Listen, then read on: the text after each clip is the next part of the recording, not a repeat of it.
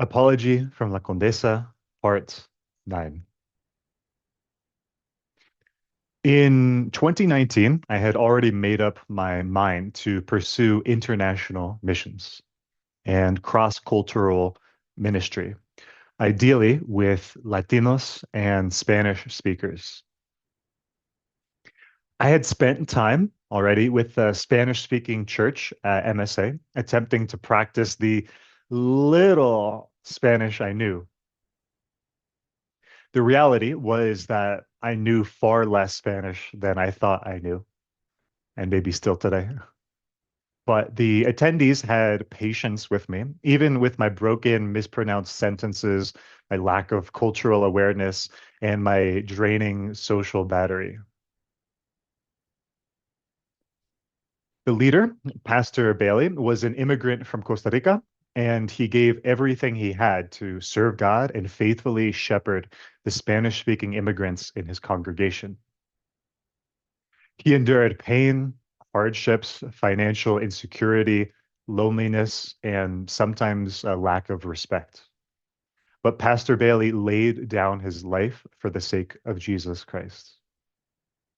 The Spanish church had sometimes felt hurt by the cultural misunderstandings and the perceived attitude of dominance of the English-speaking church.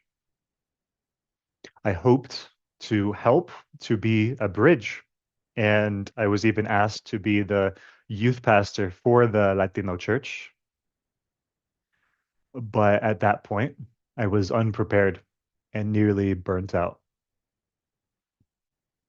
I had vastly underestimated the years of studying, practice, and experience I would need to better understand and communicate with Latino immigrants. And I still have so much to learn. To this day, I have always been treated with such abundant grace and patience and generosity by Latino Christians. And for that, I say, muchísimas gracias. Nunca voy a olvidarles y todo de lo que han hecho. Sadly, the church intentionally kept me away from anything having to do with missions.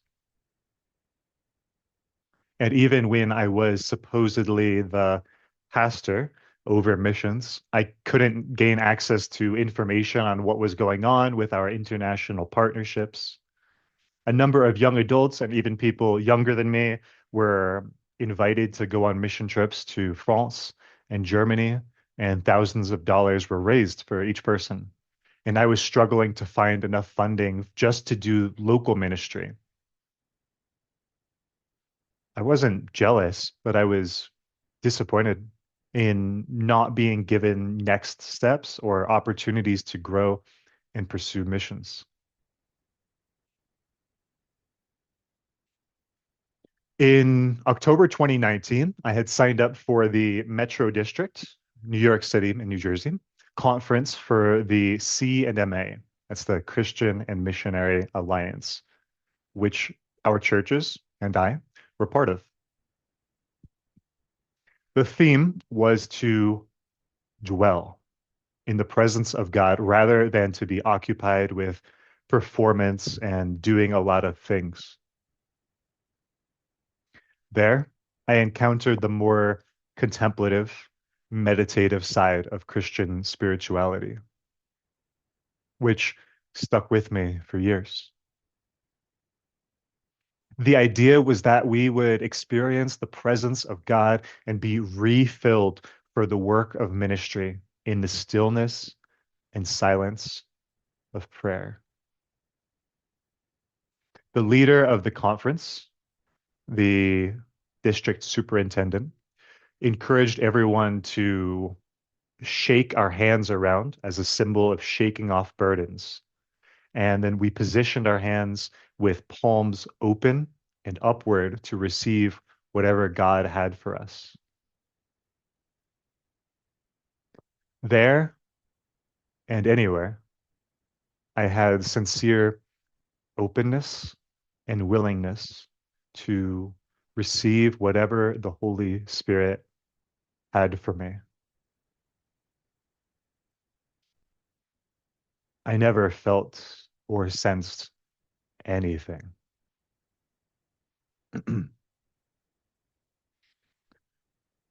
That night, I was looking for a place to stay, and I asked my friend P. Ant if I could sleep on his hotel room floor. He wasn't sure if the rules allowed that, and I suggested we just go for it anyway. Ask for forgiveness, not permission, eh? This provoked what was surely a built-up response from another pastor, not Piant, that briefly served at MSA. He started screaming at me in the middle of the auditorium, yelling, "You never care about following the rules. You have a spirit of rebellion on you," etc. I listened patiently and then walked away. He later disappeared from the church one day, and I never saw him again.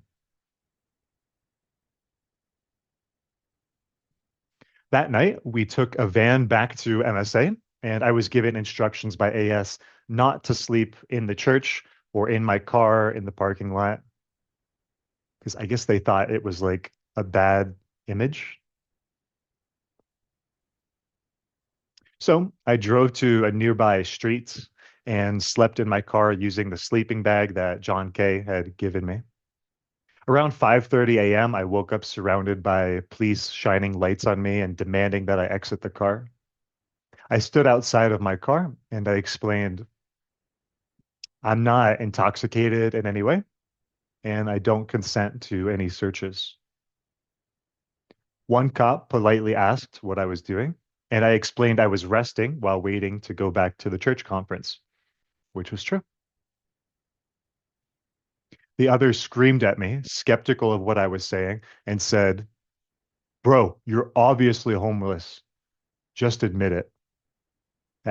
I'm not trying to make fun of him. He literally sounded like that. Maybe half the cops I meet sound like that. Given I often transported donations for homeless people and had some things in the car at the time, boxes and bags of donations, I understand why they were suspicious. I asked if I was doing anything illegal, and they said that it's not illegal. It's just suspects that you're here at night. Typical BS cop talk. They always make up some nonsense. They told me to go to Wawa and buy a coffee, and then they followed me there to make sure I did it. I made extra sure to drive legally because I know they were looking for any excuse to steal from me and harass me further, as the police always do in the US. At that conference, I went and I spoke to as many people that were involved in missions as I could, asking them about their experiences and how people can get involved and what I could do to be a missionary. I explained my experiences, my goals, and I asked what next steps there were toward being a missionary. To my disappointment, I was met with guarded, dismissive, and confused attitudes. Some explained that I was too young for missions at age 21. Some said I had to go to Bible college, the same Bible college that went bankrupt a couple years later. Some said, "Oh, but you're already serving at your local church. Why do you need to do missions?" It's like the same people that are saying, "We need to get everyone into missions," are skeptical of people trying to go into missions. And some asked who my pastor was. And when they learned that it was PB, they immediately said to ask him instead. As I explained, he had not answered me. They had nothing further to say. I suppose they thought that there was something wrong with me if PB, who was known for missions, wasn't including me in the conversation. The director of missions for the Metro District listened patiently, and he gave me a sorry look, dodging responsibility and offering to pray for me that one day God would put me into missions, even though, you know, he had the power to do something about it. I guess he was just offloading responsibility. Over the years, I had served at a number of different missions events aimed at inspiring youth and young adults to get involved in missions. They would talk about the great need to reach the world for Jesus and to save the lost. They taught us how the CMA sought to reach every tribe and tongue with a message of Christianity, so that when every people group had the ability to accept or deny it, the end of the world would come, referring to what Jesus says in Matthew 24:14. When I reflect on it now, evangelical Christian missions is essentially a multi-generational marketing campaign to bring about the apocalypse. Nevertheless, I was sincerely committed. And when the call would go out for those that wanted to commit their life to serving God and missions, I would walk up every time and they would say, "Great. Now get ready because we're giving tangible action steps for everyone. We will walk with you at every step along the way." There was never a follow-up, apart from one professional career missionary calling me to ask what progress I had made. I asked him, what progress was I expected to make? Nobody talked to me. He had no answer. He prayed for me and never talked to me again. Cool guy. Cool guy, though, really. Another time, I received a call from someone at my home church, a friend I had already saw regularly, a guy that I saw every day, who told me that there would definitely be a follow-up at some point, but they weren't sure yet. Thanks for the update, I guess. There was no follow-up.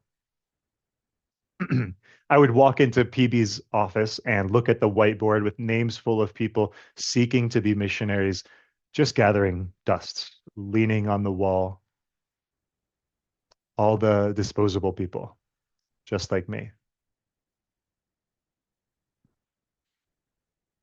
I insisted on meeting with PB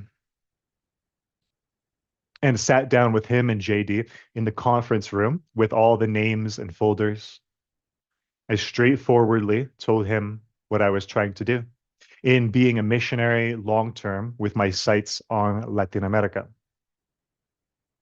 I asked why I was being ignored with regards to missions and what my next steps were. I explained I did not want to go another 5 years stacking chairs at this church and that I was trying to move forward. PB took a deep breath. He then explained that I was being excluded from missions because they feared, one, that I would go rogue and disobey authority on the mission field. Two, that I would piss everyone off because I advocated living peacefully and I openly opposed violence, wars, and genocides in the name of Jesus. Seems kind of obvious. And then three, because I was not a fundamentalist, literalist, six-day creation, anti-evolution, dinosaurs are a temptation from the devil type of believer. He wanted me to be a young earth creationist. So PB said, "I've failed you. I'm sorry. Maybe it's time we get a divorce." So PB made a lazy apology. As my pastor, the lead pastor, whom I served under for 5 years, he had a responsibility, in my mind, to help me find other opportunities or connections that could have been a better fit, as he had many more connections, more experience, and his position held authority. But at that point, he did nothing to assist me.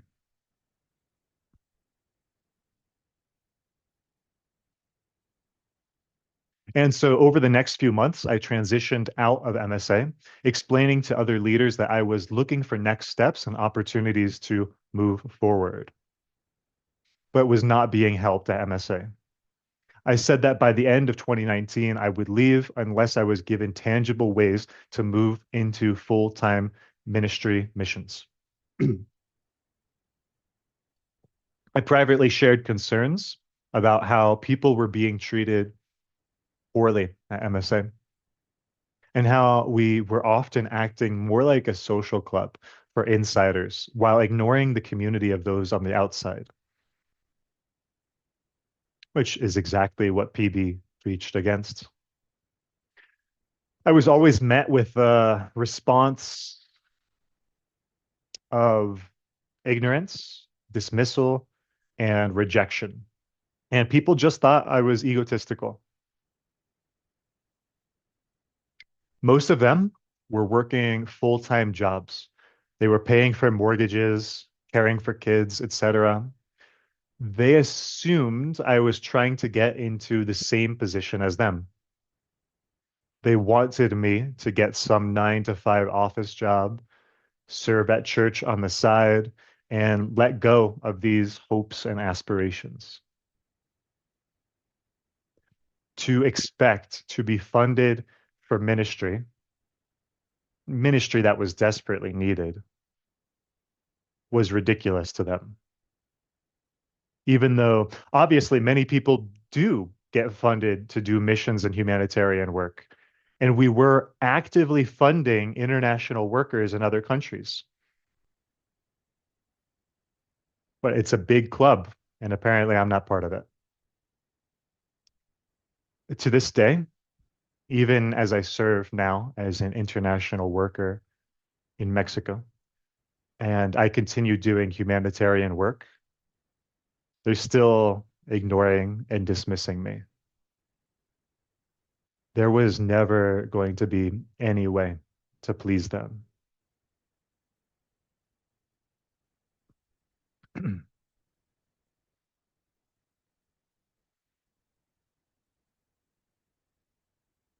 Thomas Merton says, one of the first signs of a saint may well be the fact that other people do not know what to make of him. In fact, they're not sure whether he is crazy or only proud, but it must at least be pride to be haunted by some individual ideal which nobody but God really comprehends. On my final time at Main Street Alliance in early 2020, I went around the sanctuary greeting everyone and saying goodbye. At the same time that I left, an unwelcome visitor entered that same sanctuary, the coronavirus pandemic, that would go on to turn our lives upside down over the next couple of years.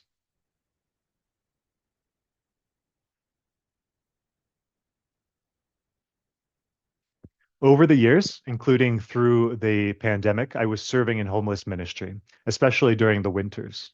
While I began in 2016, it was a couple years later when I met PH, who is one of the most well-known local homeless advocates. I attended some volunteer meetings and began serving regularly at my town's Code Blue shelter. Code Blue meant that whenever the temperature went below freezing, we could open up a community center or church to make sure people outside had a warm place to stay. And we made sure the space was safe, and we provided hot meals and a cot to sleep on and clothing. I did interviews with those who arrived to make notes on their situation and to identify what resources they might need and to make an action plan for them. I also worked in the kitchen, the clothing room, and I helped drive people with both the organization's van and my own car.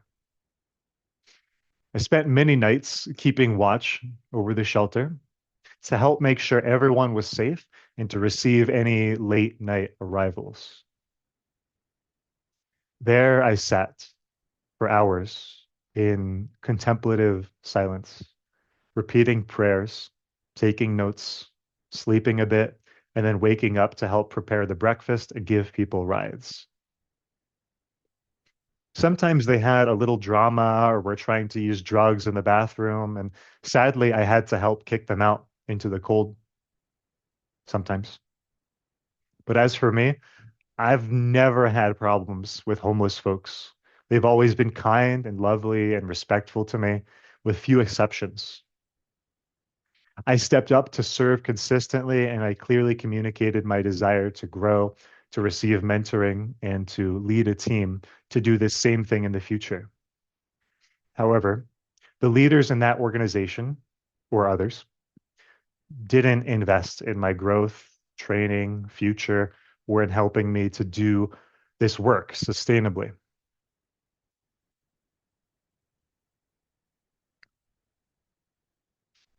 There were volunteers that sacrificed immensely to make sure our neighbors in need were cared for, and there were too many to name. It was beautiful to see people from different organizations and religions and politics coming together to serve. One gentleman, Mike A., was around 80 years old and was consistently passionate about being the hands and feet of Jesus and getting tangibly involved in so many people's lives to be a blessing. He came as often as he could to volunteer and sleep on a cot, and he gave people rides and helped a lot of men in crisis to find freedom from addiction. On multiple occasions, Mike A. told me at church, Danny, the Bible can't be any clearer. Jesus calls us to love homeless people, not just in our words, but to actually do something about it. You're one of the few people who actually take Jesus' words to help our homeless neighbors seriously. I hope the Lord will convict their hearts to start doing something for our homeless neighbors. And Mike A. continued to be a blessing until he died within the next couple of years.